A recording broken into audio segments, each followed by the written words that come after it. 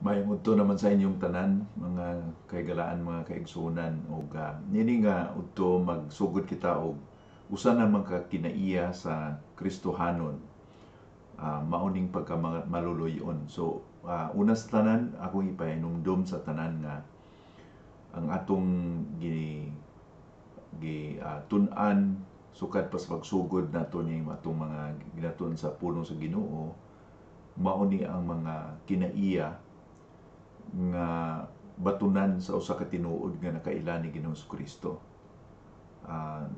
Una atong nahisgutan o natun-an sa una pagyud nga dili ang usa ka Kristohanon nga nakaangkon lang og usa ka reliyon kundi usa ka relasyon kay Kristo.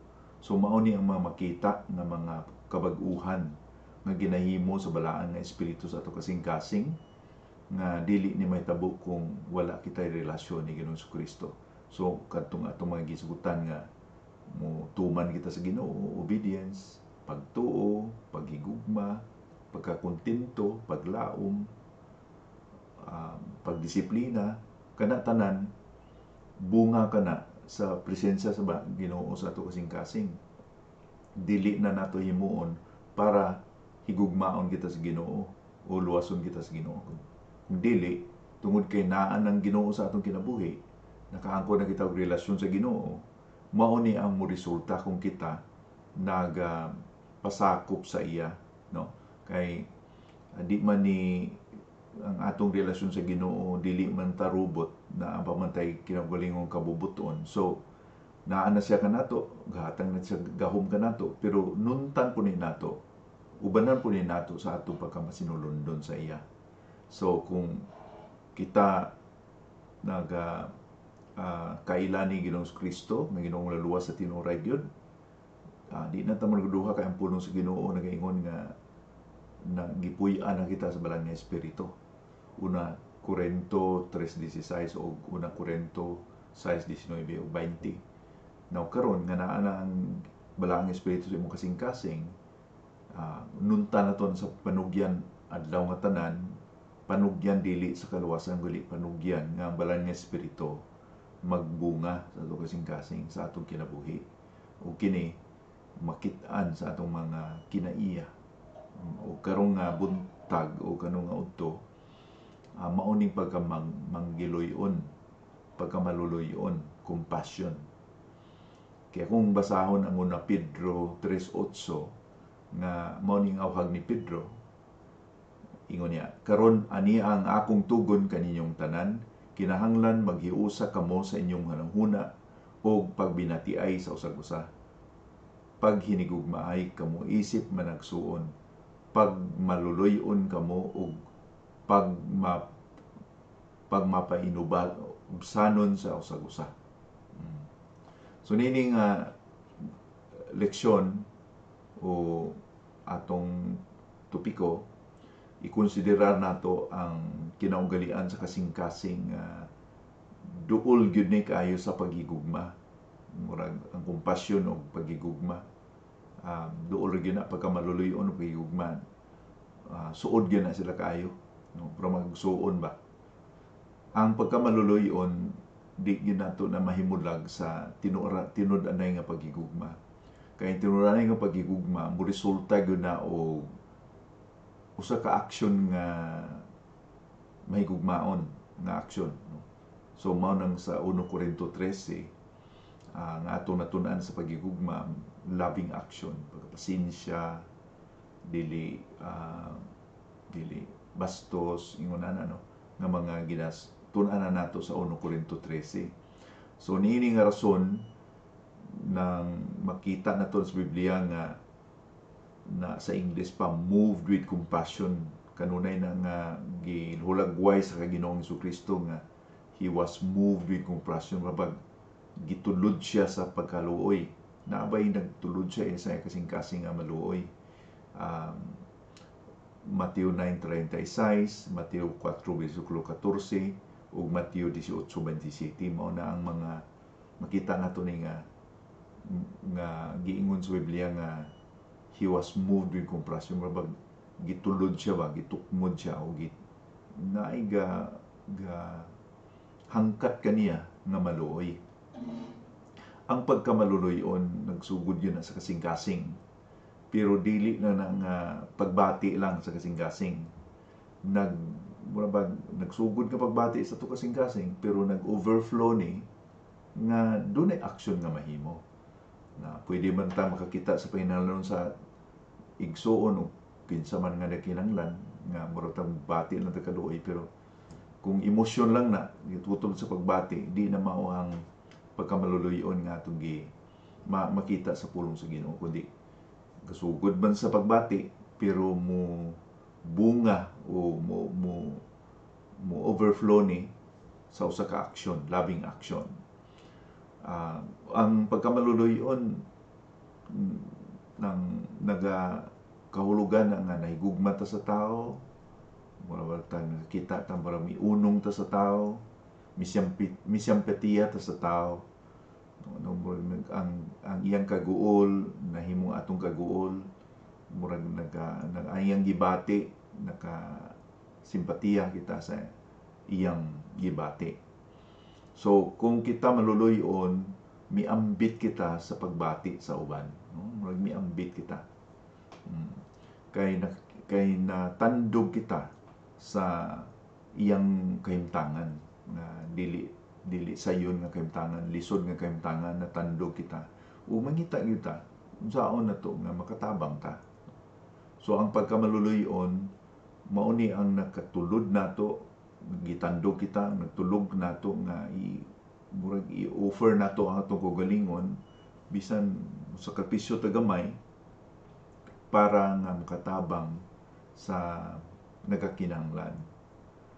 So kung atong tan-awon kini nga kung mga ginahulagway na may tungod sa pagkamaluluyon, giunsa man unang pangutana nato karon, giunsa man pagpakita sa Ginoo ang iyang pagkaluoy nato, pagkamaluluyon kanato.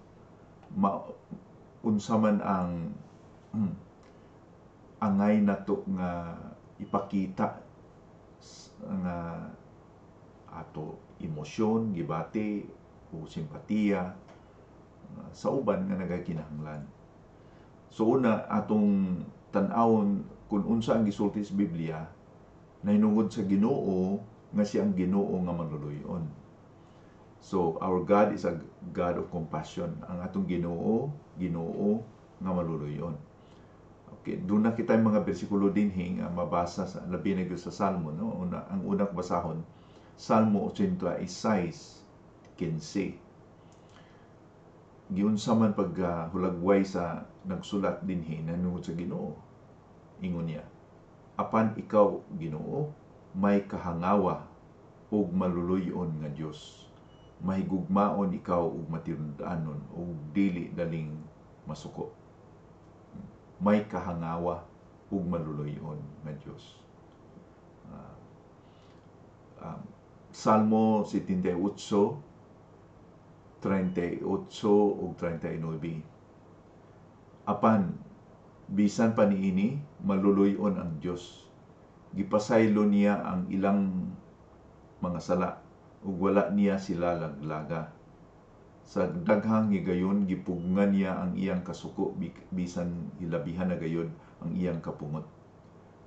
Nahinumduman niya nga sila mga tao lamang nga lumalabay sama sa hangin.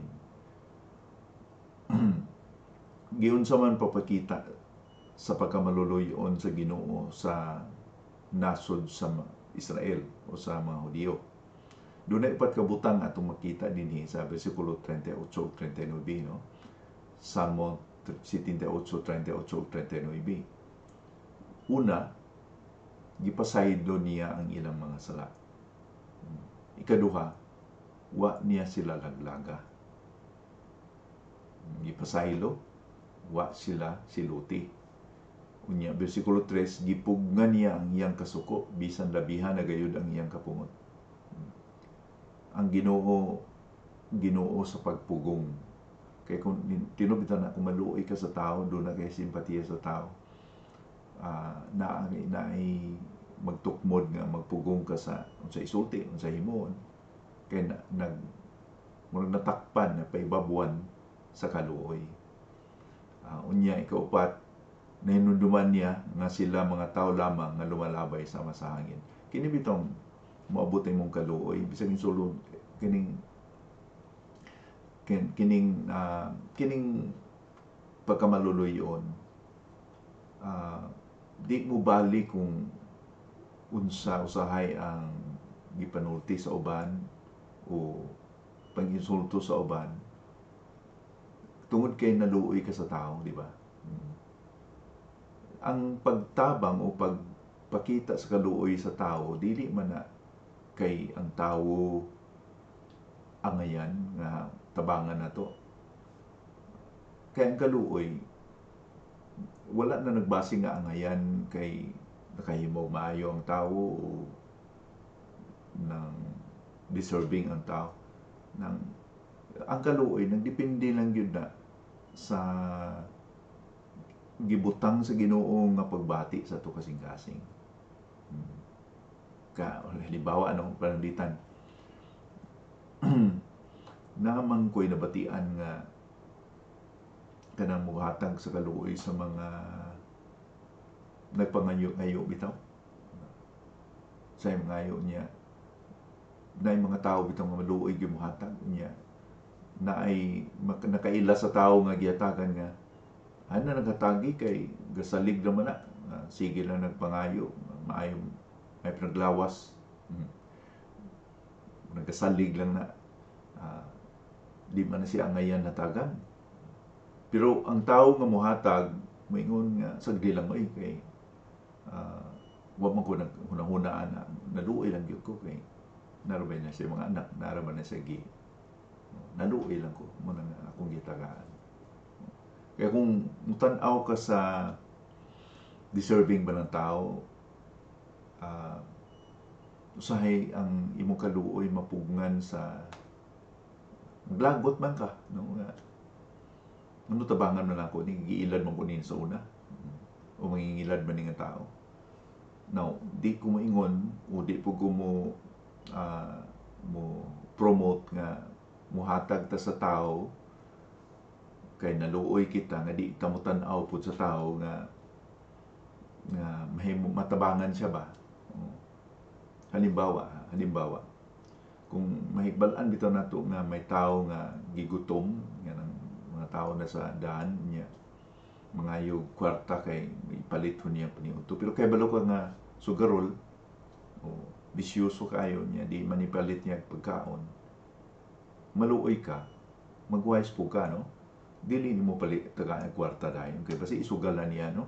Kundi palitan nimo pagkaon ihatag sa iya, para di siya matintal nga himuon niya ang imong gitabang nakadaot na noon, nakadugang na noon na sa iyang lisod nga kaimtangan kay isugal man to niya, di man to niya ipalit og pagkaon. So wise pud ta, maluoy kita pero di pud ta wise ba, I mean pero kung makasayop man kita, unta makasayop kita sa lugar sa kaluoy. Diri kita makasayop na kung mailad man kita ba, kung abusahan kita di sa kaluoy. Nung ka lang wa gyud tay kaluoy, no? Kay Kristohanon dapat makapakita kita sa kinaiya parihan ni Ginoong Kristo nga maluluyon, sa Ginoo nga maluluyon. So ang Israel, ang mga Hudiyo, maski unsa kabadlungon, wa gyud laglaga sa Ginoo, gipuggan ang kasuko sa Ginoo. Ug ang ikaupat dinhi, nahinunduman niya nga sila mga tao lamang nga lumalabay sama sa hangin. Kundi sila kaluyan, wa gyud ingon ang Ginoo nga wa gyud sila mahimo kay lumalabay gyud sila. Huyang ang mga tao. So sa bersikulo 39 makita na to na, no? Nakita sa Dios ang pagkamahuyang sa tao, lumalabay sama sa hangin. Sa Lamentations 3:22,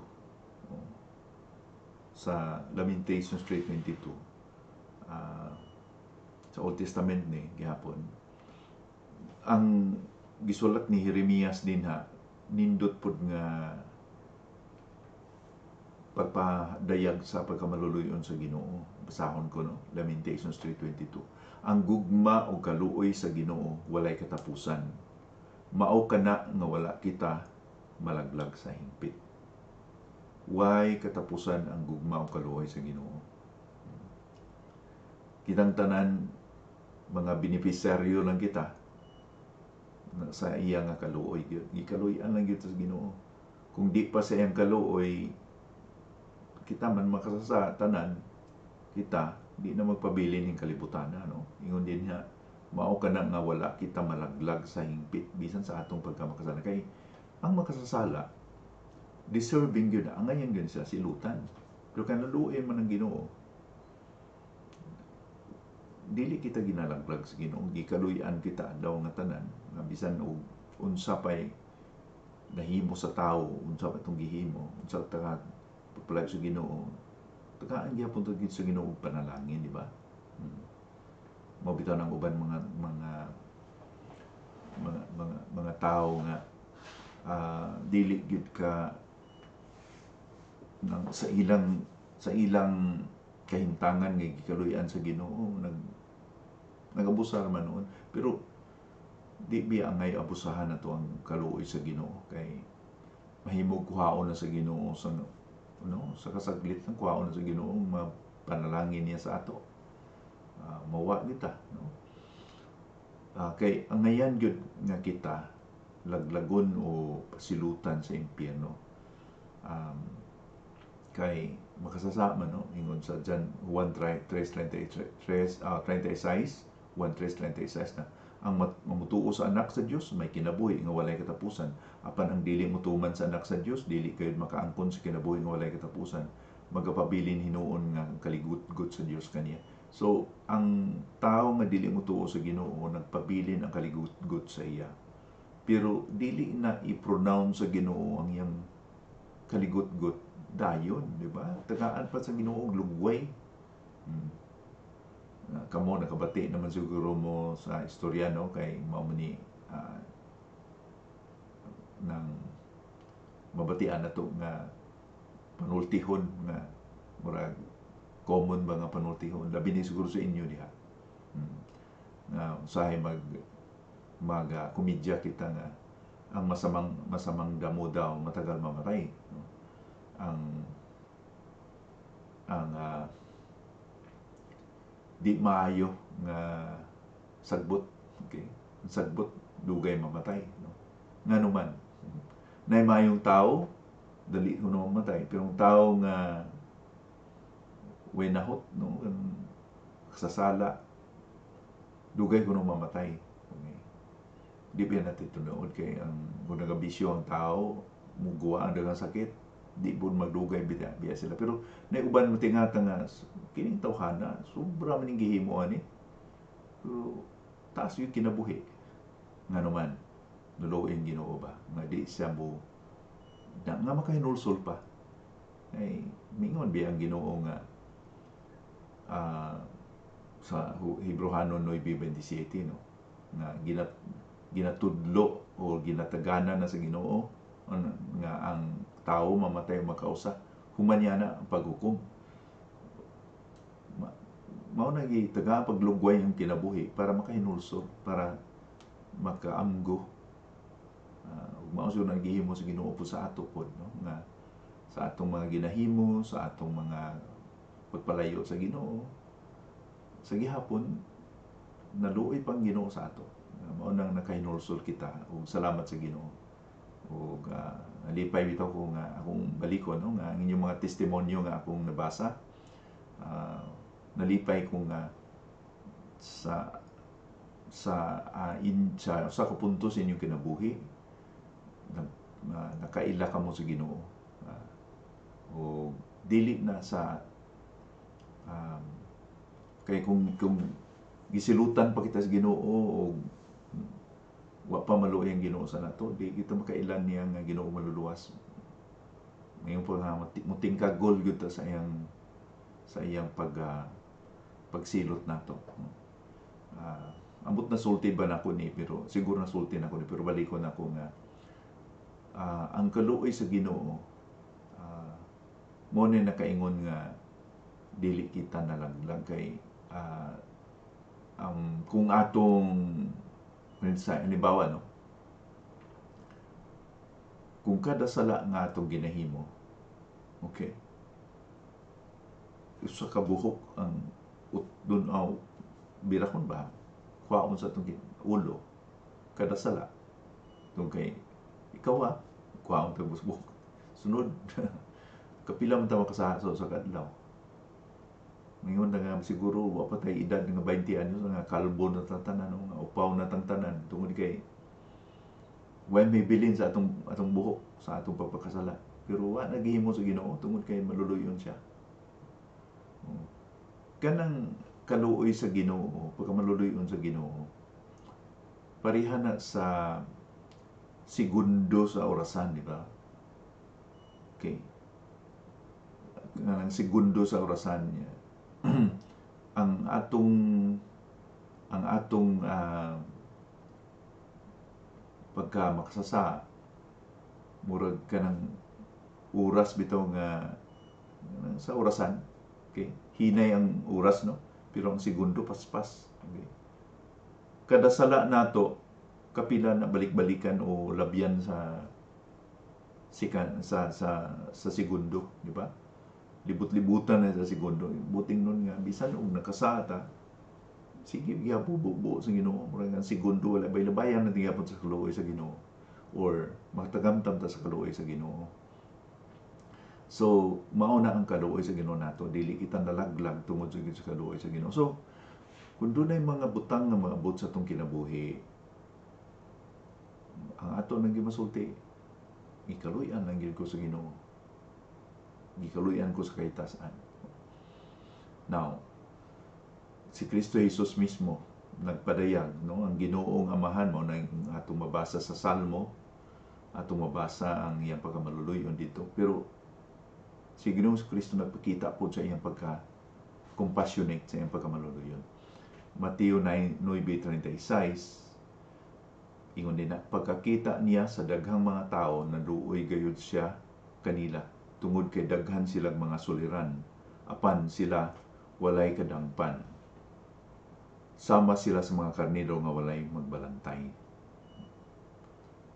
So, mana ang gibati ni Kristo sa dihang nakita niya mga tao nga daghan nga murag karnero nga walay magbalantay, walay shepherd. Kay Mateo 14:14, sa pagkanaog ni Jesus sa sakayan, nakita niyang daghang kaayong mga tao, naluoy kayo siya kanila, busa giayon niya ang mamasakiton nga ilang gidala dito. So pagkakita ni Kristo dito sa mga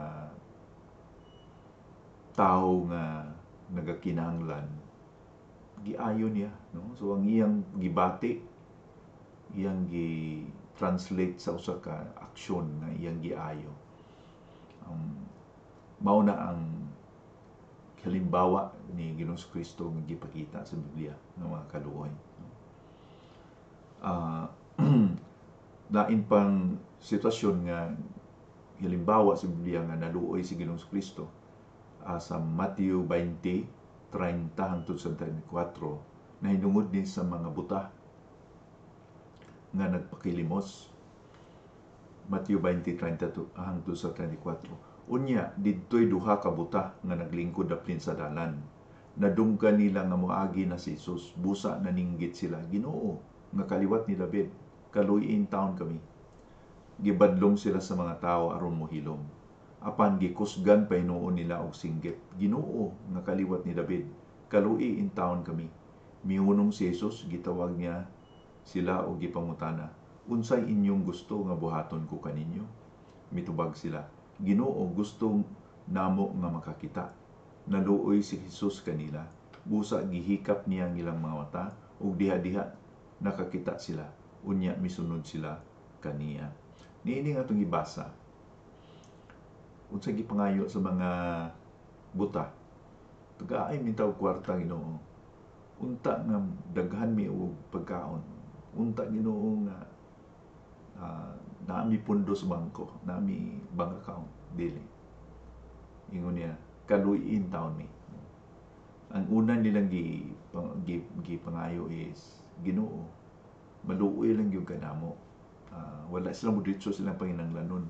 Gidiretso nila ang pagtamod o pag-ila sa pagkamaluluyo ni Ginoong Kristo. Ngayon, kung mag-ampo kita, di mo tamdit sa Ginoo. Ginoo mo ni ko di pa yung malanon, kundi atong tamdon nga Ginoo.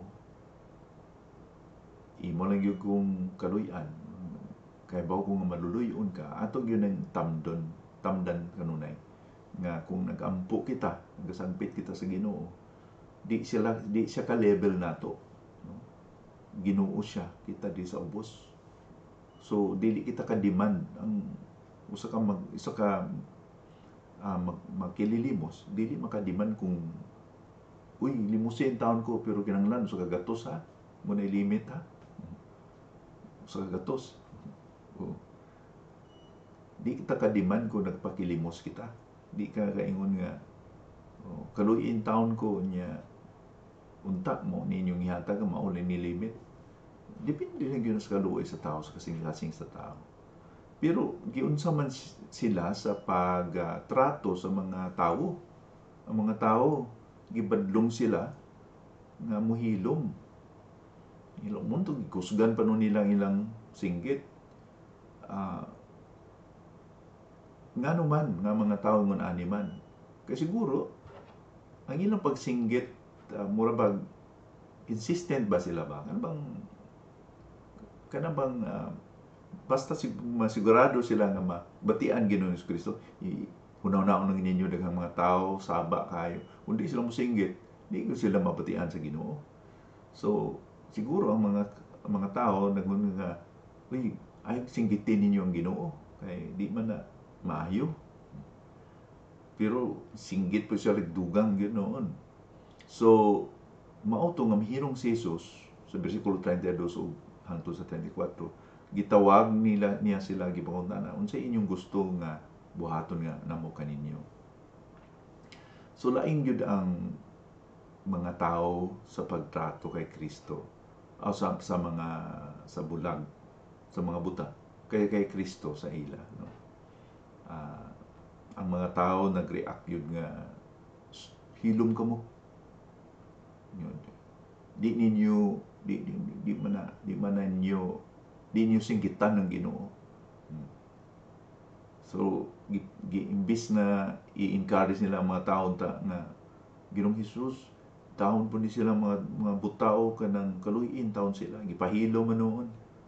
Lain gid ang nauna sa tao sa ilang mga buta kaysa nauna ni Ginoong Kristo, sa kasing-kasing ni Ginoong Kristo. Ang mga tao nag-deny ilang gipugngan nga dili maka-adto ang mga bulag kay Kristo. Pero si Kristo gyud ang mihuno o namati gyud sa ila, no.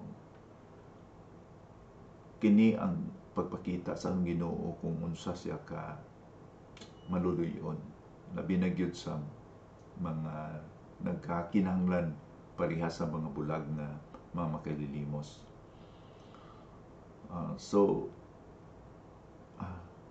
Pili lang tayo ning duha ini nga udto, no. Unsa matong kasing-kasing pareha ba kay Kristo o pareha sa mga tao? Na ang mga tao wag gyud maluoy sa mga buta. Ilang ginahuna ilang kaugalingon nga kami lang muna nga mapamatian ni Kristo. Gawna sila nga kami yung unahon, kamo mga buta, kinsaman mo. Kami giduuna ang mga duol ni Kristo.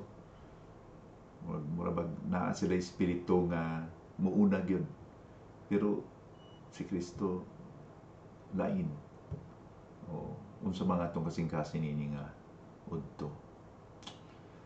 Aduna po ilaing halimbawa o pananglitan, mao naman po ni ang usa ka masulubuon nga balo sa Lucas 7:11 hangtod sa 15. Basahon ko, no? Lucas 7:11 hangtod sa 15. So wala madugay miadto si Jesus sa lungsod sa Nain. miuban kaniya ang iyang mga tinunan ug ang daghang mga tawo. Sa dihang nagkaduol na sila sa pultahan sa lungsod sa Nain, natagbuan nila ang daghang mga tawo nga miuban sa paglubong sa usa ka patay. Ang namatay bugtong anak sa usa ka byuda. Unya miduol si Jesus sa lungsod sa lungon ug gikuptan niya kini. Busa mihunong ang mga nagdala niini. Miingon si Jesus sa patay, "Dong, bangon." Mibangon ang patay, milingkod ug misulti. Unya gihatag siya og balik ni Jesus ngadto sa iyang inahan. Unsa may nakatulod ni Kristo o ni Ginoong Hesus nga maluoy sa byuda? So ingon pa din sa bersikulo 12 nga o 13 nga pagkakita ni Ginoong Hesus sa inahan sa namatay, na sobrag yung siguro sobrag yung hila kay bugtong anak. Kana bitong nay panutihon sa English nga information is inspiration. Okay. Kung nakabalo kita, na-inspire kita. No? Kung saan man ito pagkaluoy sa tao, kung wata kay balo sa iyang kahimtangan, di ba? So, information is inspiration. So, sa nakita ni Ginoong Kristo, sa iyang saksihan, sa iyang nakita sa duha niya ka mga mata. Ang kaluoy, nag-aabot yun na kung nakakita kita sa kahimtangan sa tao. Di ba? Laining gisultian lang nga kaluoy kayo ng mga squatters dito sa dinhi sa Davao lang. Pero kung dalhon mo ang tao dito niya, makakita gyud siya, may mamat niya mga tao dito, lain yun nag-epekto kasi imong sultihan lang. So, information is inspiration. Kung makita na, pareha ni Kristo nga, nakita niya ang babae o ang biyuda. Munang naluoy siya sa iyang kahimtangan. So, ang paghilak sa babae mo ito'y nakatandog ni Yesus Kristo. O sa naluoy gis ano. Gapasabot yun na unsa ka maluluyon ang atong Ginoo. Na atong makita nga wa gyud sa mga tao nga nagpalibot ni ining nagbangutan o naghilak nga byuda nga nakauna-una nga hangyoon sa Ginoong Kristo nga kaluyin taon ning byuda ni tungod sa iyang anak. No? So nakatagbuan nila ni nga prosesyon, funeral nga nakikita sa nagahilak nga byuda niya iyang gipakita iyang kaluoy na nabatian niya ang kasakit sa iyang kahimtangan mo nang iyang giayo ang bata, no? O gibuhi niya ang bata. Si Jesus nagtan-aw kung unsa ang kahimtangan sa mga tao. Sa Mateo 9 ito nabasa, no? Pareha sila sa sheep nga walay karnero nga walay manugbantay. Mo na nga natandog ang iyang dalamhan, naluoy siya. Nagsimpatiya siya sa ilang pagkamakasasala. Mo na pagtanaw sa Ginoo. Kung kita magtanaw sa tao, nagakinahanglan yun nga kini nga pagigugma nga gitanom sa atong kasing-kasing aron na magbaton kita og kaluoy. Dili kita makabaton ini nga simpatiya o kaluoy kung wala gibutang gitanom sa Ginoo kini nga pagigugma. Sa Mateo 14 o sa 20, iyang gipakita ang iyang pagkamaluluyon sa mga nagkasakit, sa mga nagmasakiton. Ang iyang pagkamaluluyon mo ang nakatulod kaniya nga giayo niya sila o mauni nakatulod yun nga nagsakripisyo si Kristo Jesus sa cross para sa atong kasalanan. Sa Romans 6:17-22, siya nagsakripisyo para kita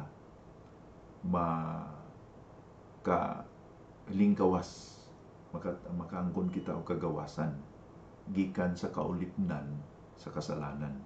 Romans 6:17-22. So naigugma ang Ginoo nato, naigugma si Kristo nato, pero dili lang pagbati kundi nay aksyon. Yang gitugyan niyang kagalingon para